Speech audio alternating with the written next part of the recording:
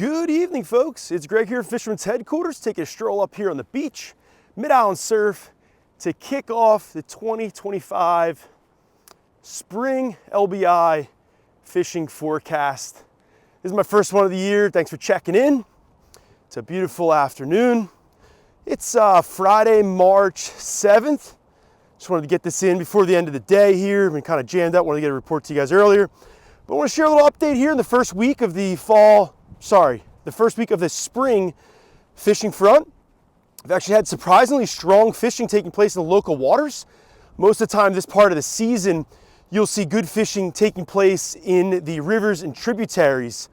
But we've also got fishing taking place right now in the Barnegat Bay, mid-Barnegat Bay, right here on the shores of LBI on the bayside. So it's great to see that happen right now at this stage of the game. That's positive. It's a windy one last couple days here. We had some warmer, sunnier temperatures earlier in the week. Had a good little rainstorm, big swell yesterday. Thursday we had, I don't know, 4 to 6 foot surf, if not bigger. As you see, as I'm strolling up here, sun's going down behind me. It's right about 5:30. I think sunset's about 5:45. So I had a blowout tide of stiff westerlies. Nothing like that blowout that we had, I guess, a couple weeks back. If you've been following along on fishinglbi.com, it's a fish report blog.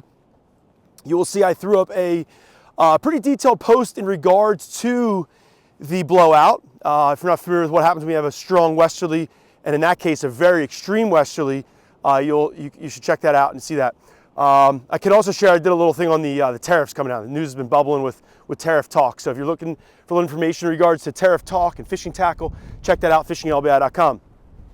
Back to the fish report side of things. Season started March 1st. I guess that was last week. We got basically this Saturday will be a full week of it now. Most of the fish reports that I've been hearing are perch from up in the rivers, also some striped bass, like I mentioned, locally and also in the rivers and tributaries. I know there was some pretty good fishing even before the season started from some, we'll call them poachers, out of season fishermen. So I'm not promoting that, just wanted to say I heard some pretty good fishing taking place in February, so that's strong. There's a lot of fish locally. Most of the action right now is gonna be on bloodworm. When the water's cold, bloodworms are an easy to digest bait. Most of these fish that are rooting around the local waters are looking in the mud, looking in the sod banks. They're on that mud bottom because that's what's gonna warm up first. When the sun comes out, like we've had, and hopefully we'll have in the next, say, week or so, and for foreseeable future, see some generally sunny conditions next few days. Those shallow areas of the bay, mud bottoms will warm up first. So we're looking towards more so shallower areas, mud bottom, for good spring fishing. I mentioned bloodworms. We've had a number of deliveries. I think we had 3 deliveries so far. Sorry about that glare. I'll try to get that out of there for you. Sorry. We've had 3 beautiful deliveries so far of good quality bloods. Some years it's hard to get them, but we've been having a pretty good, I guess, run so far. It's early in the season to say how it will play out, but bloodworms have been hard to get. They've been expensive lately. We've got some really good quality ones. We work with our suppliers for a long time. That's why we have such good quality worms, but they're not cheap. We definitely stay away. We can get much cheaper worms, little pins. We try to stay away from them. There are some shops that like to keep the cost down and get the little pins, but to each their own. We got some jumbos, we got some regulars, and our regulars are really nice worms, like I said, not the pins. With that being said, you got to make sure you're fishing circle hooks. You probably want to be fishing a 3-0 or 4-0 circle hook, inline circles for the striped bass and the bloodworms. If you're looking for those perch, you'll be fishing even a smaller hook, much smaller, like a number 1, number 2, number 4, and even number 6. Grass shrimp's really the best bait, but also you catch them on worms. Sometimes when they're thick, they're really snappy. You get them on jigs too.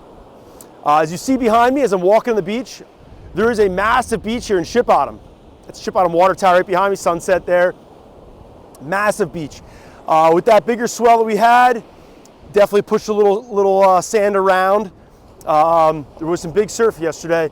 Be interesting to see what the beach replenishments look like down the south end. If you didn't check out my little short that I threw up there, I went for a walk on a frigid day down in Holgate earlier this winter, and I tried to share a little information about what was going on with the beach replenishment down the Holgate, down the south end of LBI. So check out that. Tons and tons of sand. That beach is massive. But here in Ship Bottom, we haven't had beach replenishment in a long time. Beaches are beautiful. There is some active beach replenishment taking place up in Harvey Cedars that if not done, it's probably near done. I know they were doing a quick hit after Holgate. I really haven't been up there to check that out. But Holgate was done about a month ago, maybe give or take. Like I said, Harvey Cedars was going down, so it'll be interesting to see what that looks like. I don't know how much north or south of that they're going. I know I heard they'll talk, maybe Surf City's coming. Surf City finally had some jetties exposed, and I guess right when they get exposed, here they go, get buried again. Surf City's also been a pretty good fishing spot over the last couple seasons, so we see how that plays out. Last spring was awesome. We had a really good run of striped bass. We had a phenomenal, if not historic or biblical, run of black drum last spring. So we're looking forward to see how that plays out. That really shifted into high gear, say mid-April into May. Even had some around in early June. Right now, I guess we're getting towards that first week, end of the first week of March. My eyes are set. Next week, we're gearing up for the Saltwater Fishing Expo in Edison. New Jersey Saltwater Fishing Expo is an awesome show. Same booth, check us out, Fisherman's Headquarters, booth 401. We doubled up our space. We got an awesome selection of some top quality products from the major brands in the industry. We have some of the brand new stuff coming out from Shimano, Daiwa, Quantum, Penn. Lots of rods, lots of reels, lots of tackle, all sorts of goodies. We also have some fresh drops of some Fish Heads apparel. Got some brand new hats just arrived this past week. Also some shirts and hoodies. The shorts did not make it. We got some custom shorts coming for this summer. We'll be seeing them probably in another couple weeks. We're hoping to get them in time for the show, but I got some awesome apparel. It's something I wanted to focus on. Getting some shop apparel, some good quality threads, the right price. You can represent Fish Heads. Anybody who doesn't know about the shop, check us out. We're located on Long Beach Island, right when you enter the LBI, right after the first track on the right-hand side. Check us out also, fishermansheadquarters.com. Check us out on Instagram, Facebook at Fisherman's Headquarters. And I'll be sure to follow Fish Reports at fishinglbi.com. Like I mentioned, I just tossed up a fishing report this morning, or that was last night, with a little bit of update of what's going on right now. Shop regular Jack came in just the other day, I guess it was yesterday or 2 days ago, got some worms, said his wife Sandy got a nice striper, fishing the bayside on the jumbos. He got 3 dozen jumbos. Said he was fishing hard with his wife. Said the boys fishing near him were pretty jealous that she got the only fish during that session. I don't know if there's other fish caught, but he said nothing was happening when he was there. It was pretty slow, but they got one. So that was awesome to hear. Also, store staffer Paul's been out getting after it. He's been fishing both day and night, catching some fish. He threw up a couple, he sent me a little message and threw up a couple little links to some products that he's say is springtime MVPs, most valuable players, most valuable plugs, call it. Got a couple links there on the Fishing LBI report post that I tossed up there. Also, shout out to Keith Soicher. I saw he had a beautiful fish the other night. Looks like that was a 33 and a half, 34-inch fish. Really, really good sized piglet there for the bayside of LBI. Great to see those fish. One thing I did want to mention, as I'm walking on the beach, there's actually 3 dead birds. I saw them earlier in the winter, actually when I was at Holgate doing that beach replenishment video, and I kind of just stayed quiet about it, didn't really highlight it too much.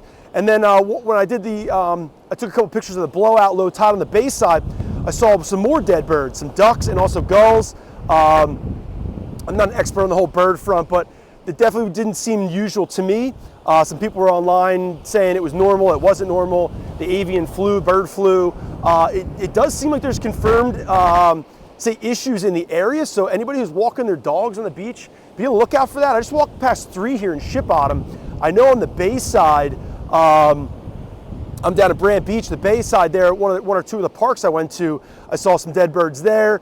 I saw a couple posts of people putting up some posts once that ice thawed out over the winter time. There were some birds that were, let's say, washed up in the corners of the coves and some people's docks. But yeah, I walked past 3 there and I see 2 more up ahead. So whatever, we got about 5 dead birds in the short little walk I did. So be on the lookout for that. Don't let your dogs off the leash, and I'm sure they'll go rooting around and checking these things out. Next thing you know, they'll be chewing on or bringing you back a present or a treat, and then we have a disaster.